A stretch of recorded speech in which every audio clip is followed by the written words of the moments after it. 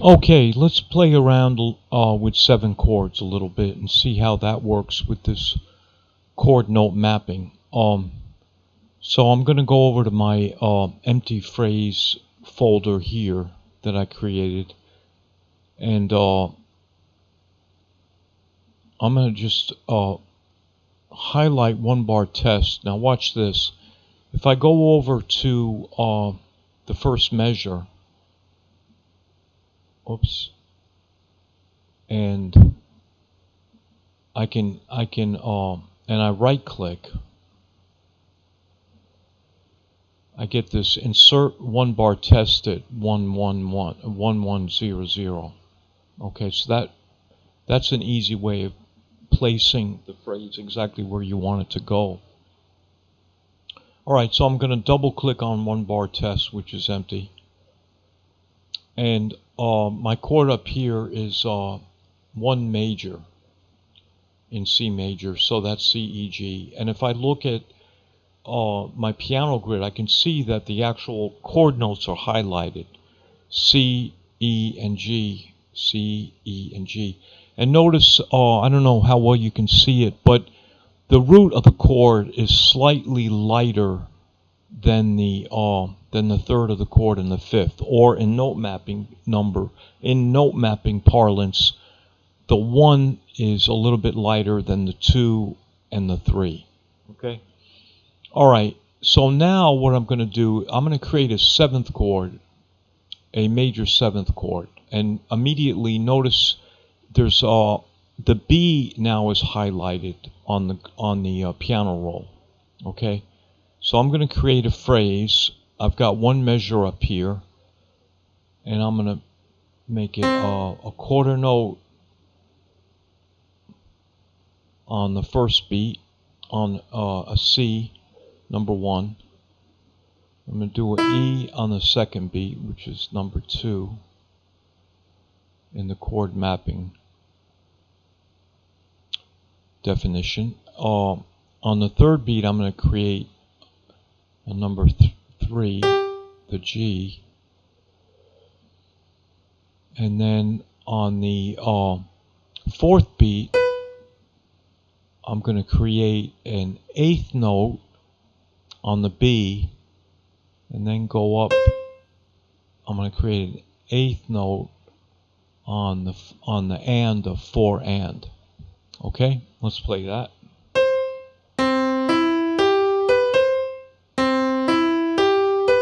All right, that'll work. Now, so we've got a 1 major 7th chord.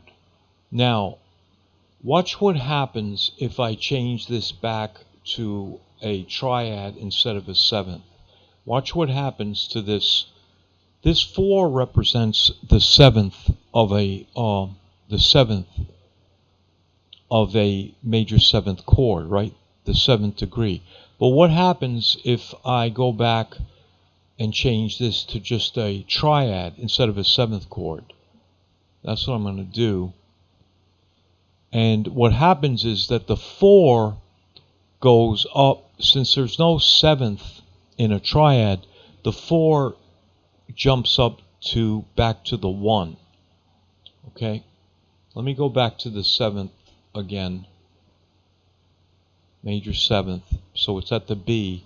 But if I place this phrase on a triad chord, like just a plain old 1 chord or a 3 chord or a 5 or a 4, then what'll happen is that the program will interpret that 7th chord as that 7th note as just a 1, the root.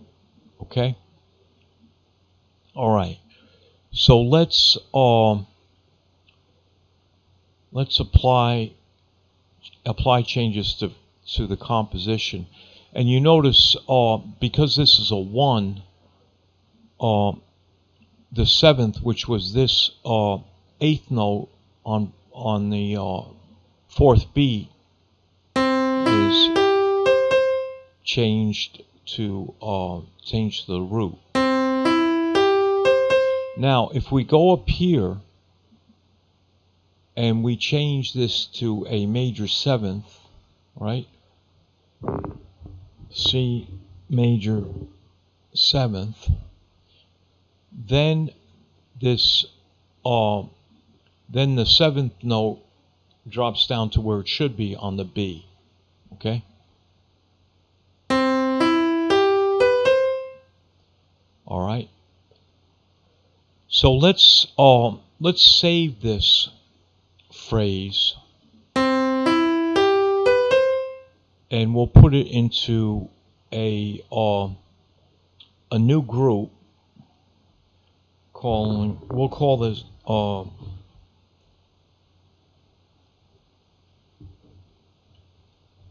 Chord Note Mapping. That'll be our folder, and we'll call this seventh chord. Seventh chord test. Let's do that. Okay. All right. So Rapid Composer created a new folder called Chord Note Mapping, and there's our phrase seventh chord test. Now what we want to do is we want to insert this phrase in all four measures, all four bars. So I'm going to delete this and show you a quick way to do that. I've got seventh chord test highlighted. If I right click on the track, not in the piano roll, but in the track on the left here, you notice there's a command, fill with seventh chord test. So what Rapid Composer does is whatever phrase you've got highlighted over here, it'll allow you to, when you right click, it'll automatically, that phrase will appear here and you can fill the whole section here with that phrase. So I'll choose that, and there we go. Okay. Now notice that we've only got one seventh chord in this four bar section here. Okay. So let's play this.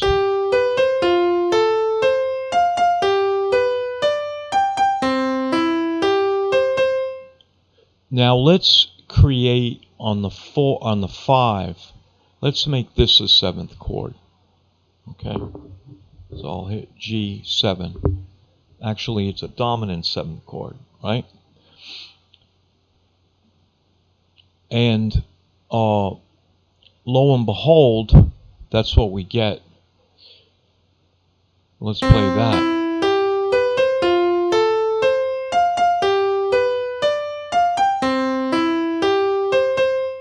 Beautiful. Play that again.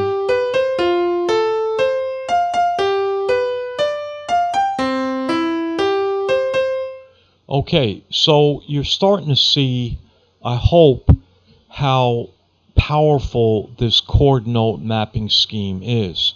Because what we're looking at here, we only have one phrase, and that phrase is called seventh chord test. It consists of 5 notes, a C, an E, a G. Actually, it doesn't really consist of 5 notes. It consists of a mapping, which is the first play. It's like a set of instructions. Play on beat 1, play for 1 quarter note, play the first note of a chord. On beat 2, play the second note of a chord, or what we usually call the third. On beat 3, play the 5th, or here with the note mapping, we call the third note of the chord. On beat 4, for an 8th note, play the 4th note of a chord, or what we usually call the 7th note. And then on the and of beat 4, for and, play the root of the chord. Okay, so these phrases are really a set of instructions which will be interpreted by the master track. That's the point I'm trying to explain.